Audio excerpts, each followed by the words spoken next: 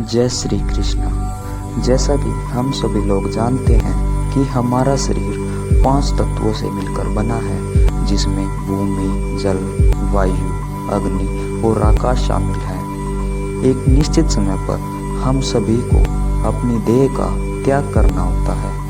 गरुड़ पुराण के अनुसार यह विधि इस प्रकार। आगे बढ़ने से पहले आप सभी हमारे चैनल को लाइक करें, सब्सक्राइब करें और बेल आइकन प्रेस करें, जिससे आने वाली वीडियो आप तक पहुंच सके। हम पढ़ेंगे कि सूर्यास्त के बाद शव को क्यों नहीं जलाया जाता। जो जन्मा है वह मरेगा ही, चाहे वह मनुष्य हो, देव हो, पशु या पक्षी, सभी को मरना है। ग्रह और नक्षत्रों की भी आयु निर्धारित है और हमारे इस सूर्य की भी। इसे ही जन्म चक्र कहते हैं। जन्म मरण के इस चक्र में व्यक्ति अपने कर्मों और चित्त की दशा के अनुसार नीचे की योनियों से ऊपर की योनियों में गति करता है और पुनः नीचे गिरने लगता है। यह क्रम तब तक चलता है जब तक कि मोक्ष नहीं मिल जाता। कई बार स्थितियां बदल जाती हैं। आओ जानते हैं गरुड़ पुराण के अनुसार कि मरने के बाद क्यों नहीं शव को अकेला छोड़ा जाता है। सबसे पहले सूर्यास्त के समय हुई मृत्यु तो हिंदू धर्म के अनुसार शव को जलाया नहीं जाता है। इस दौरान शव को रात भर घर में ही रखा जाता है और किसी न किसी को उसके पास रहना होता है। उसका दाह संस्कार अगले दिन किया जाता है। यदि रात में ही शव को जला दिया जाता है तो इससे व्यक्ति को अधोगति प्राप्त होती है और उसे मुक्ति नहीं मिलती है।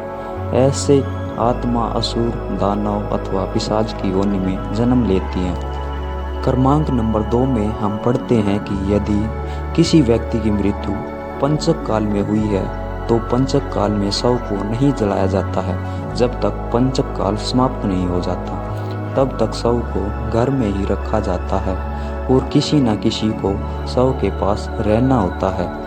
गरुड़ पुराण सहित कई धार्मिक ग्रंथों में उल्लेख है कि यदि पंचक में किसी की मृत्यु हो जाए तो उसके साथ उसी के कुल खानदान में 5 अन्य लोगों की मौत हो जाती है। इसी डर के कारण पंचक काल के खत्म होने का इंतजार किया जाता है, परंतु इसका समाधान भी है कि मृतक के साथ आटे, बेसन या कुश से बने 5 पुतले अर्थी पर रखकर इन 5 का भी शव की तरह पूर्ण विधि विधान से अंतिम संस्कार किया जाता है। ऐसा करने से पंचक दोष समाप्त हो जाता है। कर्मांक नंबर 3 के अनुसार यदि कोई व्यक्ति मर गया है परंतु उसका दाह संस्कार करने के लिए उसका पुत्र या पुत्री समीप नहीं होकर कहीं दूर है तो उनके आने का इंतजार किया जाता है। तब तक शव को घर में ही रखा जाता है और किसी न किसी को शव के पास रहना होता है। कहते हैं कि पुत्र या पुत्री के हाथों ही दाह संस्कार होने पर मृतक को शांति मिलती है, अन्यथा वह भटकता रहता है। कर्मांक नंबर 1 के अनुसार शव को अकेला छोड़ दिया जाए तो उसके आसपास लाल चींटियां या अन्य कोई नर भक्षी रेंगने वाला प्राणी या पशु आकर शव को खा सकता है।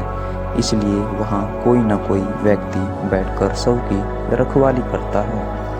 कर्मांक नंबर 2 के अनुसार रात में मृत शरीर को अकेला छोड़ दिया जाए तो आसपास भटक रही बुरी आत्माएं भी उसके शरीर में प्रवेश कर सकती हैं। इससे मृतक के साथ साथ परिवार को भी संकट का सामना करना पड़ सकता है। कर्मांक नंबर 3 के अनुसार शव को इसलिए भी अकेला नहीं छोड़ा जाता क्योंकि मृतक की आत्मा वहीं पर रहती है। जब तक उसका शरीर जल नहीं जाता तब तक उसका उस शरीर से किसी न किसी रूप में जुड़ाव रहता है। साथ ही वह अपने परिजनों को भी देखता है। अकेला छोड़ दिए जाने से उसका मन और ज़्यादा दुखी हो जाता है। हालांकि अधिकतर लोग गहरी नींद में चले जाते हैं। बहुत ज़्यादा स्मृतिवान या चेतनावान ही जान पाते हैं कि वह मर चुका है। कर्मांक नंबर 4 के अनुसार यह भी माना जाता है कि यदि ज़्यादा समय हो जाए तो शव से निकलने वाली गंध के चलते कई तरह के बैक्टीरिया भी पनपने लगते हैं और मक्खियाँ भी भिनभिनाने लगती हैं। इसलिए वहाँ इस दौरान अगरबत्ती की सुगंध और दीपक भी जलाया जाता है। कर्मांक नंबर 5 के अनुसार यह भी कहा जाता है कि शव को अकेले छोड़ने से कई लोग जो तांत्रिक कर्म करते हैं उनके कारण भी मृत आत्मा संकट में पड़ सकती है, इसलिए भी कोई ना कोई शव की रखवाली करता है।